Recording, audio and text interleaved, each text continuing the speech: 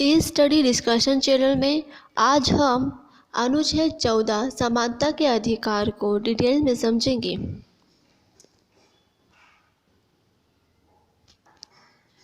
विधि के समक्ष समता और विधियों का समान संरक्षण। अनुच्छेद 14 में कहा गया है कि राज्य भारत के राज्य क्षेत्र में किसी व्यक्ति को विधि के समक्ष समता से या विधियों के समान संरक्षण से वंचित नहीं करेगा। प्रत्येक व्यक्ति, चाहे वह नागरिक हो या विदेशी, सब पर यह अधिकार लागू होता है। इसके अतिरिक्त व्यक्ति शब्द में विधिक व्यक्ति अर्थात संवैधानिक निगम, कंपनियां, पंजीकृत समितियां या किसी भी अन्य तरह का विधिक व्यक्ति सम्मिलित है। विधि के समक्ष समता का विचार ब्रिटिश मूल का है, जबकि विधियों के समान संरक्षण को अमेरिका के संविधान से लिया गया है। पहले संदर्भ में शामिल है आ किसी व्यक्ति के पक्ष में विशिष्ट विशेषाधिकारों की अनुपस्थिति, बा साधारण विधि या साधारण विधि न्यायालय के तहत सभी व्यक्तियों के लिए समान व्यवहार, सा कोई व्यक्ति अमीर गरीब, ऊंचा नीचा, अधिकारी गैर अधिकारी विधि के ऊपर नहीं है। दूसरे शब्दों में निहित है आ विधियों द्वारा प्रदत्त विशेषाधिकार और अध्यारोपित दायित्वों को।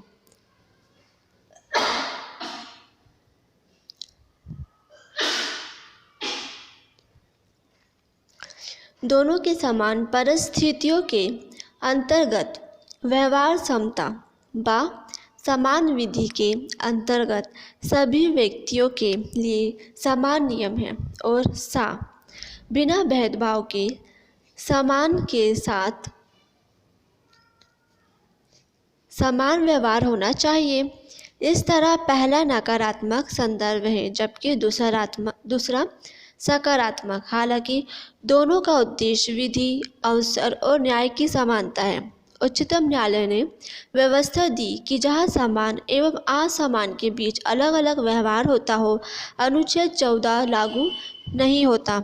यद्यपि अनुच्छेद 14 श्रेणी विधान को अस्वीकार करता है। यह विधि द्वारा व्यक्तियों, वस्तुओं और लेन देन के अंतर्गत वर्गीकृत को स्वीकृति करता है, लेकिन वर्गीकरण विवेक शून्य, बनावटी नहीं होना चाहिए, बल्कि विवेकपूर्ण, सशक्त और पृथक होना चाहिए। विधि का शासन। British न्यायवादी A.V. डायोसी का मानना है कि विधि के समक्ष समता का विचार विधि का शासन के सिद्धांत का मूल तत्व है। इस संदर्भ में उन्होंने निम्न 3 अवधारणाएं प्रस्तुत की है। पहला, इच्छाधीन व्यक्तियों की शक्तियों की अनुपस्थिति, अर्थात किसी भी व्यक्ति को विधि के उल्लंघन के सिवाय दंडित नहीं किया जा सकता। दूसरा, विधि के समक्ष समता अत्यावश्यक है। कोई व्यक्ति अमीर गरीब, ऊंचा नीचा, अधिकारी गैर अधिकारी कानून के ऊपर नहीं है।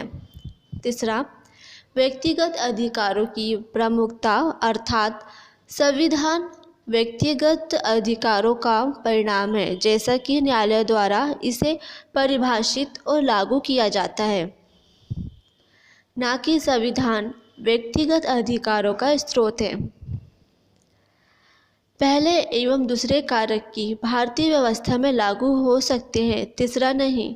भारतीय व्यवस्था में संविधान ही भारत में व्यक्तिगत अधिकार का स्रोत है। तो आपको समझ में आ रहा होगा ना। हमने अभी जाना कि विधि के समक्ष समता और विधि का समान संरक्षण को डिटेल में दोनों को अलग अलग करके समझा। फिर विधि का शासन कि किस प्रकार का विधि का शासन हमारे देश में लागू है। यह व्यक्तिगत अधिकारों का स्रोत है।